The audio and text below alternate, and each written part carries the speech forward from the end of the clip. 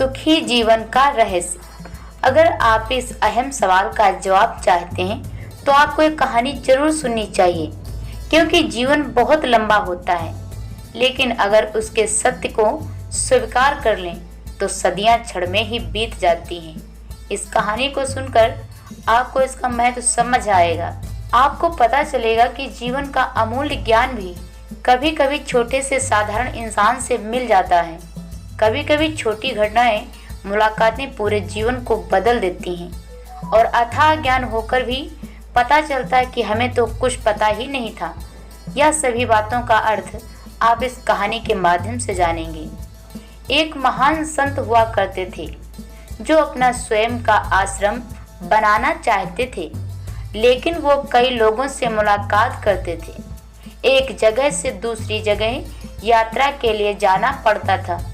इसी यात्रा के दौरान उनकी मुलाकात एक साधारण सी कन्या विदुषी से हुई। विदुषी ने उनका स्वागत किया और संत से कुछ समय कुटिया में रुककर आराम करने की याचना की, अर्थात प्रार्थना की। संत उसके मीठे व्यवहार से प्रसन्न हुए और उन्होंने उसका आग्रह स्वीकार किया। विदुषी ने संत को अपने हाथों का स्वादिष्ट भोज कराया और उनके विश्राम के लिए खटिया पर एक दरी बिछा दी और खुद फर्श पर टाट बिछाकर सो गई। विदुषी को सोते ही नींद आ गई। उसके चेहरे के भाव से पता चल रहा था कि विदुषी चैन की सुखद नींद ले रही है। उधर संत जी को खाट पर नींद नहीं आ रही थी। उन्हें मोटे नरम गद्दे की आदत थी जो उन्हें दान में मिला था। वो रात भर विदुषी का ही सोच रहे थे कि वो कैसे इस कठोर जमीन पर इतनी चैन से सो सकती है।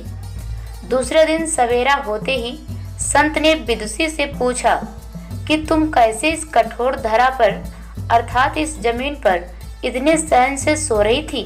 तब उसने बड़ी सरलता से उत्तर दिया कि हे गुरुदेव, मेरे लिए मेरी ये छोटी सी कुटिया एक महल के समान ही भव्य है।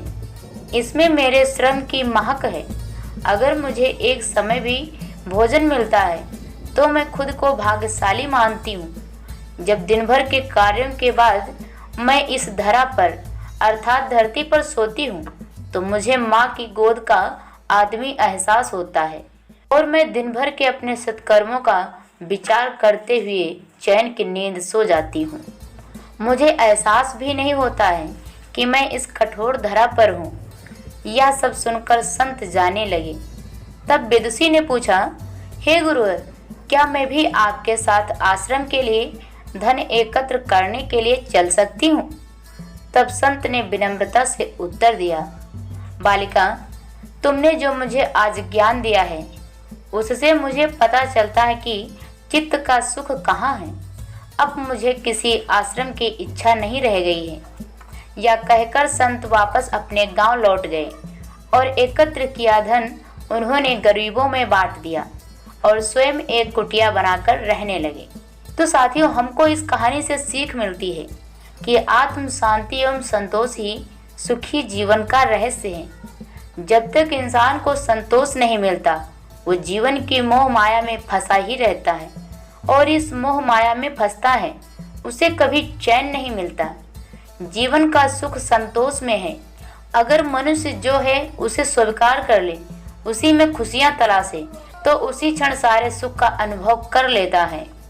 जिस तरह विदुषी एक वक्त के भोजन को ही अपना सौभाग्य मानती है और कठोर धरा पर भी चैन से सोती है, उसी कारण उसे जीवन में सभी सुखों का अनुभव हुआ है।